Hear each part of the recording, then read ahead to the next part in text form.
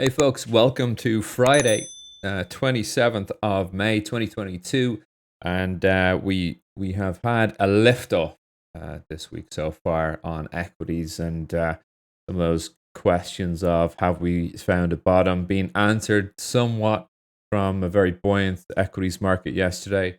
Pending home sales coming out really badly yesterday, but we this market tends to have good batter, dad batter. It doesn't care. So what we're gonna do, we're gonna look at the SPOs, we're gonna look at oil, and then we're gonna look at what did I say? We're gonna gold. All right, today. So let's get over to the charts and have a look here. So let's look at the SPOs and see how we're shaping up on the daily chart here. So actually, we'll just blow this up right now, so you can see lovely bottom put in here with a doji pushed up, a little pullback. But yesterday, we were sitting in the face of this 39.96 area, this little zone here. And I'll just kind of zoom in a bit on this and make it a little easier to see. But yeah, as we were saying, target up above the 39.96s yesterday. And so we were kind of trading low here yesterday. And of course, we got a really nice fluid open there and pushing up not only to the 20 EMA, but putting some excess in above there, and this former low from the 2nd of May. So just this little area here, and so we're kind of lifting up above through there. So next target up is going to be the low that we had here from what was the 24th of Feb this year, and the 50 EMA. It would be the next target up here. So we've seen pullbacks to the 20, bring in some selling. I think as we closed above, unlike back here, as we closed above yesterday, and we're now putting some handsome trade above that 20 EMA. I think we can continue to push to the upside on equities, notwithstanding headline risk. That is, I think a reversal on the softening of the Trump tariffs from the Biden administration may bring a little bit, but I don't think the market cares too much about that. I don't really know what could bring these markets off now from what has been a buoyant week or two here, to be honest. So, yeah, let's look at that one. So you're going to see a little bit of profit taken on the 40.93s quarter, but then we should keep pushing to the upside here. So we got VWAP on these charts now. Most of the team here does trade with VWAP, a little more sophisticated version of VWAP than we're looking at here, but generally VWAP is VWAP on the session. So we're just going to start to use that a little bit more. And as you can see here on the SPOs on the 60-minute, and we can kind of detail into yesterday's trade. We were kind of, what time are we pushing up here? Yeah, midday. Came into the open. You can see the opening drive on the SPOs here up to that 40.36 and 40.42 kind of line in the sand that we had, and then hitting the 20 EMA to push through and hold high on the close. So, once this couldn't really get and hold below VWAP, as you can see here, I'll just take that off. As you can see here, the market, had a little duck below VWAP on the open, but generally we pushed on up here and held really, really well for trade on the rest of the day. We had the same push up on Nasdaq and SPOs. They're all going to move together, this pack. So all right, that's SPOs. Let's look at oil. Just by the by, we have rolled forward on gold and T-note so far. Oil here on the daily. Really good push on oil yesterday. One or two things adding to the upside.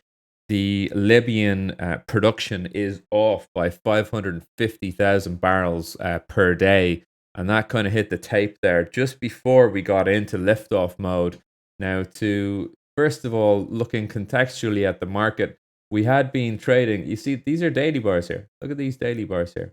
We have 5 days here of really good balance in the market. And yesterday, we had held, the balance area on this market is something like this in yellow, right? Or here. And yesterday we were holding really well, just on the top, just hovering, hovering, hovering. I'll show you that in a 60 minute and then push to the upside. But generally, I think now we're with the breakout from this area. Any pullbacks to here should be bought, and we should trade to 120.34s. The perma bull, well, I'm still here. I think, look, this thing could sell off like $10, and I'm still bullish. I really am. So, um, am I going to be holding a $10 swing against me? Absolutely not.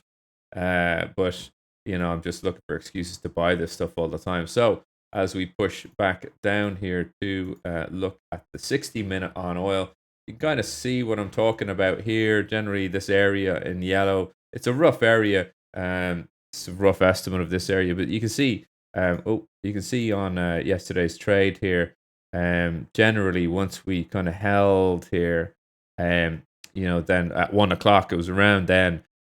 I think it was 6 minutes past one. The News Squawk came over. The guys from News Squawk, had that on the headline, and as you can see, the rest is history. So this thing was up about $2.50 before I could touch it, and then ride for the rest of it up to about 1330s and take a little bit above there. But yeah, really, really nice move on oil. The kind of fundamental and technical both coming into play there. Lovely long we had in oil. So any pullbacks onto this area will be bought, in my estimation. Will it go as far as 110.75s? I don't know. I don't see that. Maybe 111.25s. But I don't see a deep pullback on this thing. I just don't see the fundamentals being there for it. I don't see the technicals being there for it either. But let's keep monitoring that. And then gold. I've had a love hate with gold, mainly hate over the last couple of 2 years of COVID. It is the worst trade officially for COVID. We didn't get it as the inflation safe haven that everyone kind of would always tell you it should be, and you will probably be taught it should be. But by and large, it is sort of starting to shape up a little bit the last 2 weeks, and you're seeing last week, for example, lows hitting 1788s, finding support, bid up into this line in the standard resistance, 1845s to 49s. We're again this week holding that bid up. So for me, my hypo is actually we have a large, large, large bear flag here. So denoted by these black channels here. My hypothesis is we're actually going to break out of the top here. Now, how long is that going to take? I think it could be a couple of years actually at this rate. But let's just kind of focus on day-to-day trading. I like buying the pullbacks here, even though we are kind of bid back up on equities on the last kind of week and a half of trade.